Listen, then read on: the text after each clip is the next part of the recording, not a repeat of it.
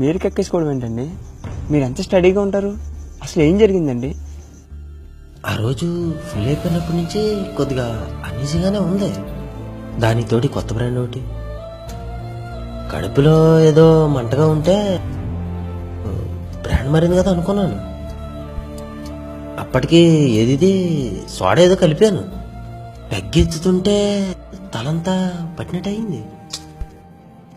నాకు అర్థమైపోయింది, నా పని అయిపోయింది అనిపించింది. ఈ పెగ్గు తాగాలనుకుంటున్నాను, ఎలాగైనా ఎత్తేద్దాం అనుకుంటున్నాను. అప్పటికి ఎవరైనా స్టఫ్ ఇస్తే బాగుండని అనిపిస్తుంది, కానీ నేనేం చేయలేకపోతున్నాను. I was not able to do anything అనమాట. అదిగా అప్పుడు వచ్చే టైం కథనా.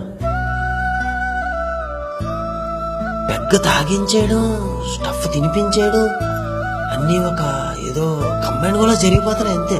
నా బామ్మర్ది ఫ్రెండ్స్, నా తమ్ముళ్ళు వాళ్ళ ఫ్రెండ్స్ అందరూ ఫుల్గా తాగేసి ఉన్నారు.